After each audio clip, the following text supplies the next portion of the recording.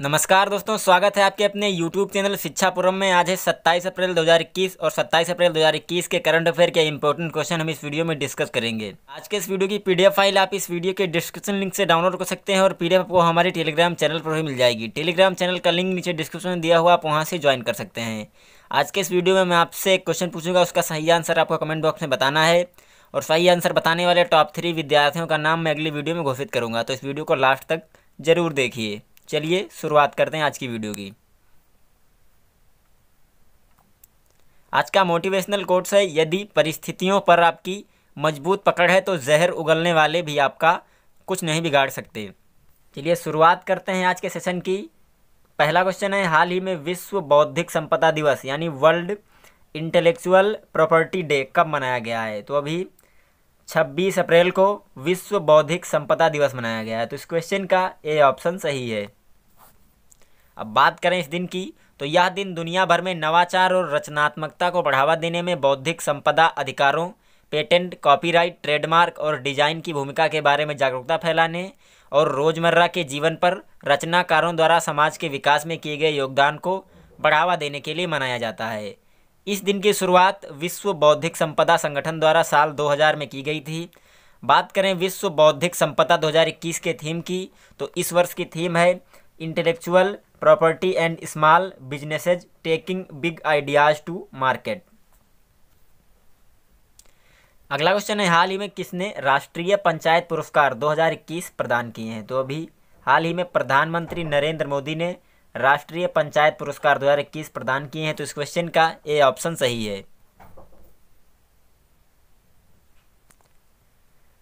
प्रधानमंत्री ने button click करके पुरस्कार विजेताओं को 5 लाख रुपए से 50 लाख रुपए तक की राशि इसे हस्तांतरण की है और यह राशि वास्तविक संबंध में संबंधित पंचायतों के बैंक खाते में सीधे हस्तांतरित की जाएगी। ऐसा पहली बार यह किया जा रहा है। अब बात करते हैं राष्ट्रीय पंचायती पुरस्कार 2021 की, तो इसे निम्नलिखित श्रेणियों के तहत प्रदान किया जा रहा है। दीनदयाल उपाध्याय पंचायत शक्तिकरण पुरस्कार, ये दिया गया है 224 पंचायतों को।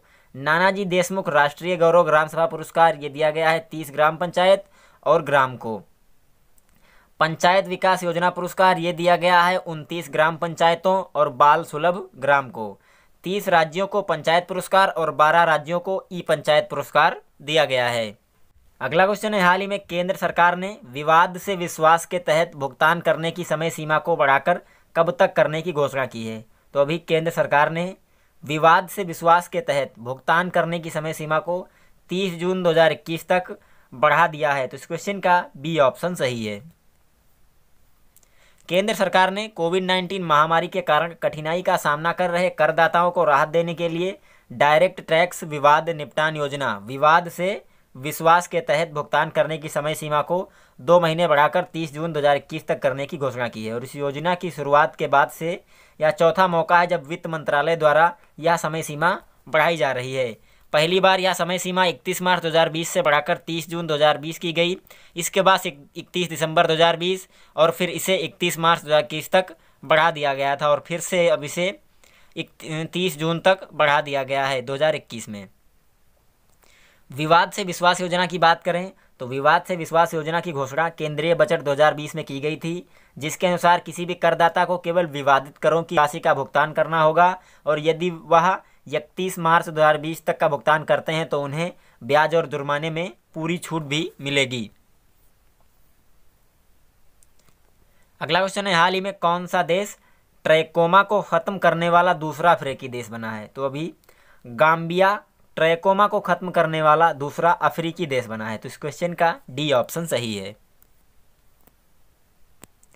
बात करें ट्रैकोमा की, तो ट्रैकोमा अंधापन के प्रमुख कारणों में से एक है और 2018 में ट्रैकोमा को खत्म करने वाला घाना पहला अफ्रीकी देश बना था।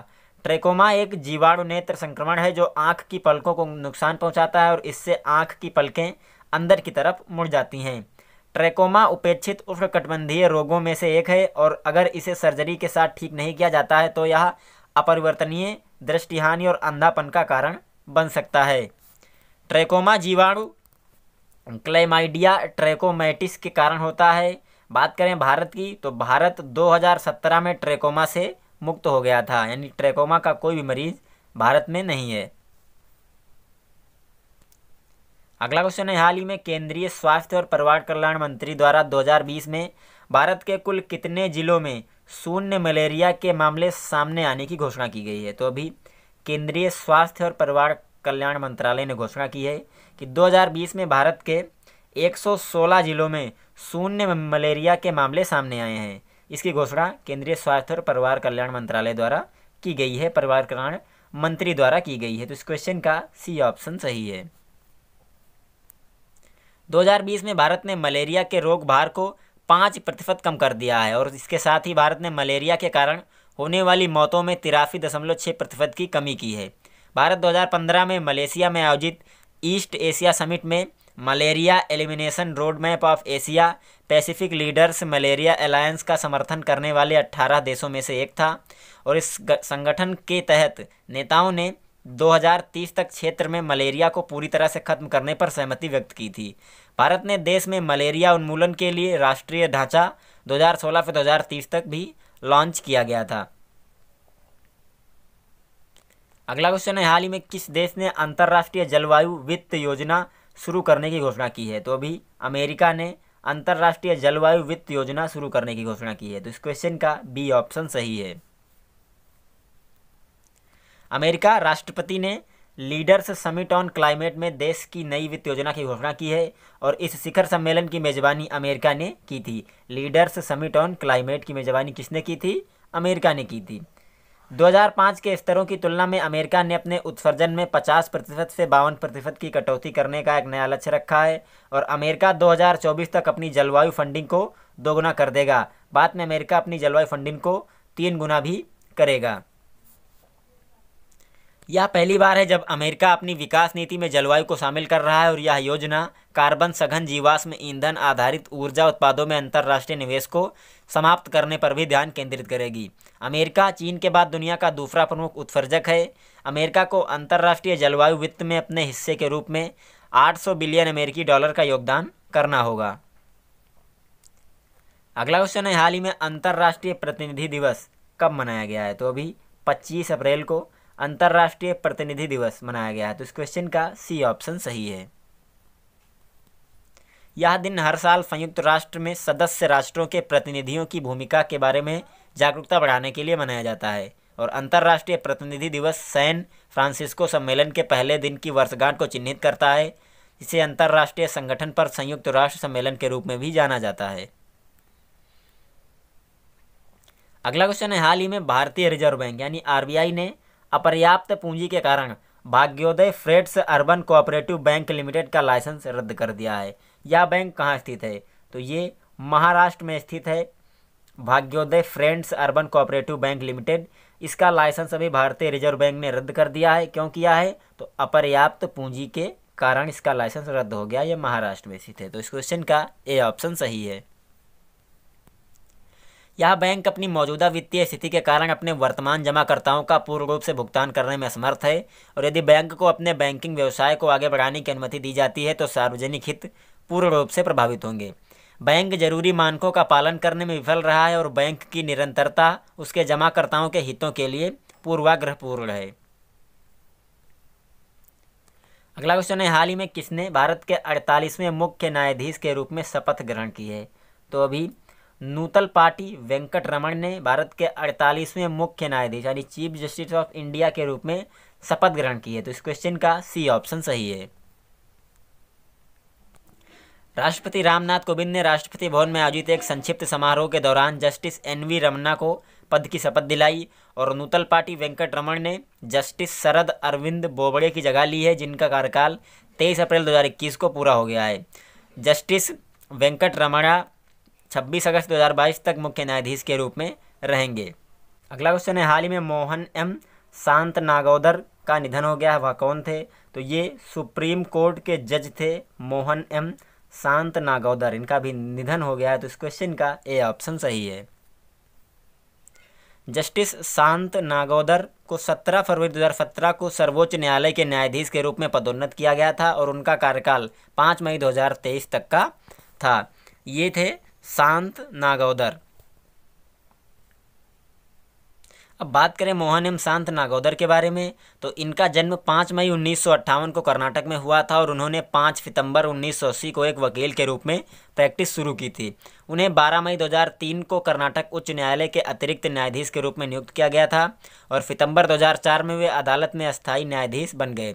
बाद में न्यायमूर्ति शांतनगौदर को केरल उच्च न्यायालय में स्थानांतरित कर दिया गया, जहां उन्होंने 1 अगस्त 2016 को कार्यवाहक मुख्य न्यायाधीश के रूप में कार्यभार संभाला था। वह सुप्रीम कोर्ट के न्यायाधीश के रूप में पदोन्नत होने से पहले 22 सितंबर 2016 को केरल उच्च न्यायालय के मुख्य न्यायाधीश भी बने थे। अगला क्वेश्चन है, हाल ही में किसने स्वामित्व योजना के तहत ई संपत्ति कार्ड वितरित किए हैं? तो अभी प्रधानमंत्री नरेंद्र मोदी ने स्वामित्व योजना के तहत ई संपत्ति कार्ड वितरित किए हैं। तो इस क्वेश्चन का ए ऑप्शन सही है। प्रधानमंत्री नरेंद्र मोदी ने 24 अप्रैल 2021 को राष्ट्रीय पंचायती राज दिवस के अवसर पर वीडियो कॉन्फ्रेंसिंग के माध्यम से स्वामित्व योजना के तहत ई संपत्ति कार्ड वितरित किए हैं। स्वामित्व यानी survey of villages and mapping with improvised technology in village areas.